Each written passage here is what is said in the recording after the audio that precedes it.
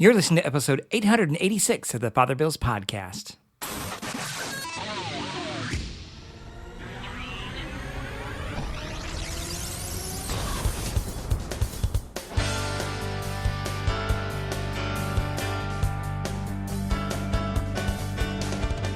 Welcome back. This week's episode is entitled, How Does God Prove His Love? Given on the 11th Sunday in Ordinary Time, 2023.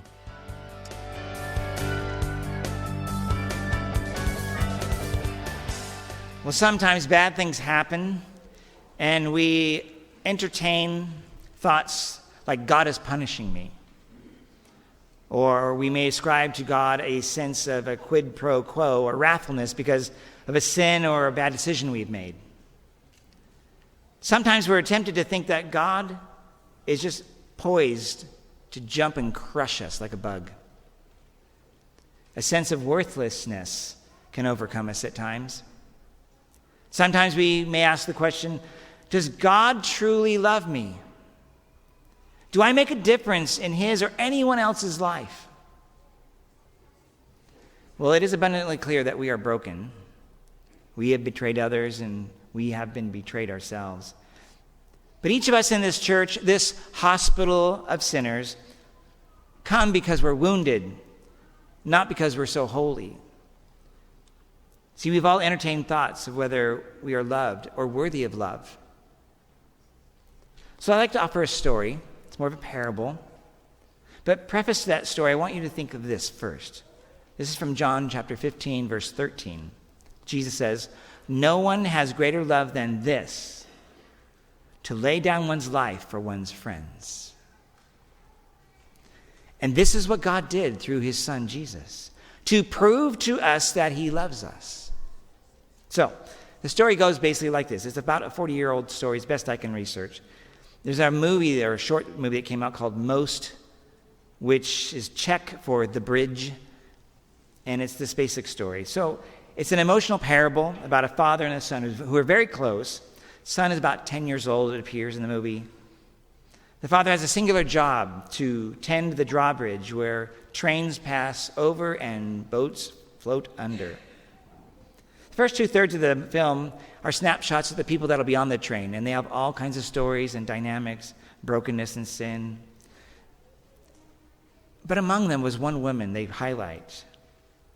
She's a single woman who was pregnant, confused, and suffered with a drug addiction.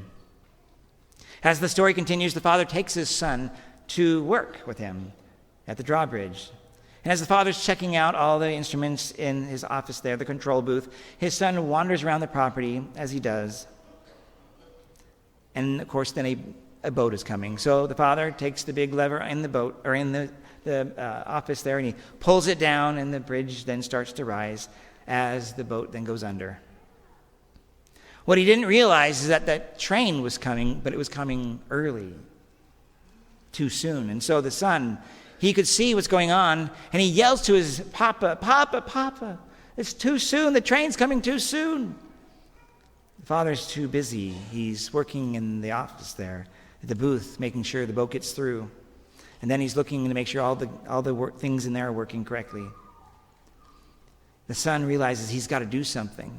So he runs to the train trestle and jumps on the track and goes to a part where there's an open space and climbs down in just partially to pull a lever there that will bring the bridge down. As he's doing this, the father starts looking for him. At first does not see him, but then gazes at the tracks, and then there he is. He sees the legs kind of straight up as he's trying to crawl down. But then he sees his son fall into the hole. And because of that, he gets entangled in the machinery, and he's trapped. So now he has a choice. The father is stricken with grief because, what do I do? Do I go rescue my son and let the train crash and kill everybody? Or do I bring the drawbridge down and pull that lever, which will kill my son?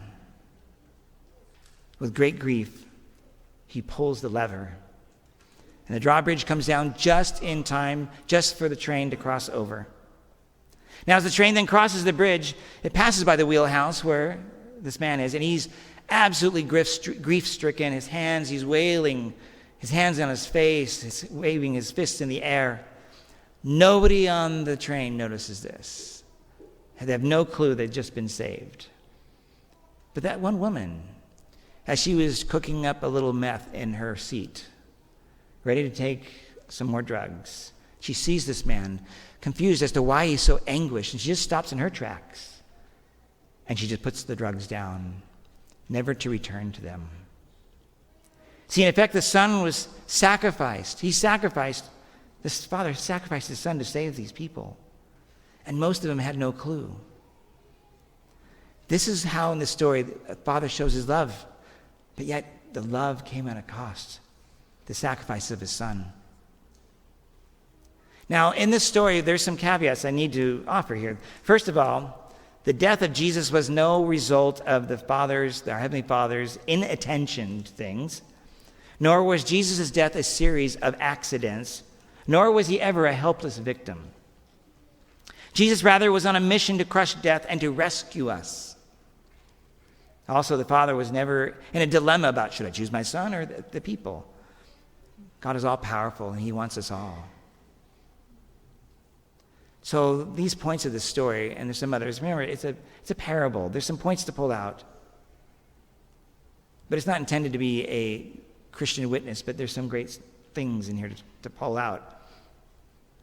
Remember, the reality is that our Father purposely sent his Son, Jesus, to save us, and Jesus willingly died for us, sacrificed himself for us.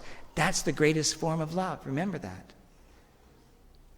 Now, as the story starts to close, the son, of course, had passed away. A couple years go by, and the father, who's still grief-stricken, is walking across the street in his hometown, and he catches the eye of that woman that he saw. She's pregnant, but now actually she's not pregnant. She has the son. He's a toddler. And they see each other. And the little boy starts to smile. And then she starts to smile. And then the father who lost his son finally is pierced by this, and he starts to smile. And he clasps his hands together, and he raises his hands in the air in great joy, for he has finally seen the fruit of his sacrifice. My friends, again, this is a story, but it brings us to ask, well, how does God love us? How much does the Father love you and me? And how can we know this? How can we say, prove that to me, Lord? Well, we hear from St. Paul to the Romans today. God proves his love for us. How?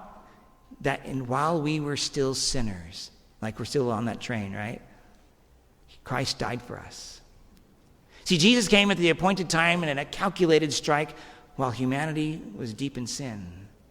God did all these things, especially in our case, long ago for us.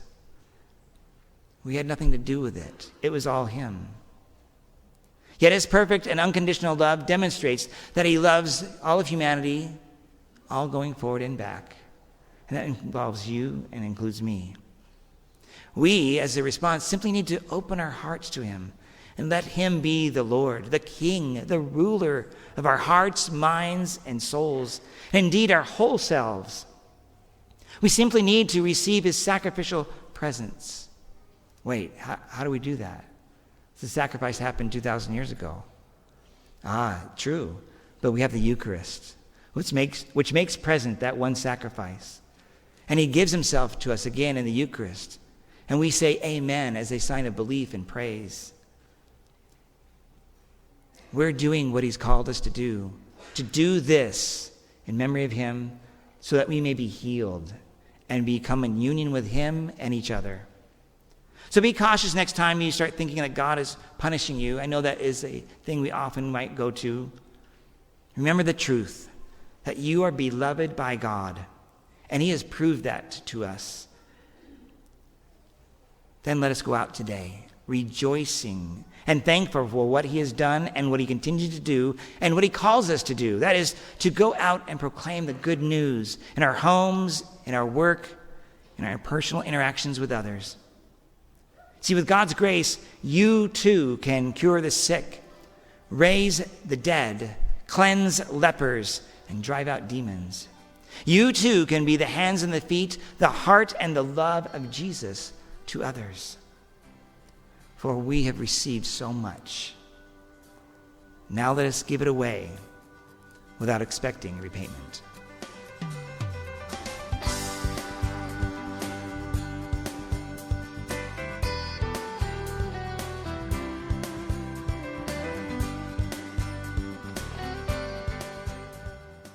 Thank you again for listening to this episode of the Father Bills podcast. I'll put a link to the short movie, the short film, Most, on the show notes. You can also just go to YouTube and search for it. But if you just put in Most, M-O-S-T, you can get a lot of other things as well. So you have to search a little harder. Anyhow, if you have any questions or comments, just email me at fatherbill@fatherbill.org, or you can go to my website, fatherbill.org, and there you can see what's going on the social media sites and email me directly from there. In the meantime, may God bless you and have a great week. Happy Father's Day.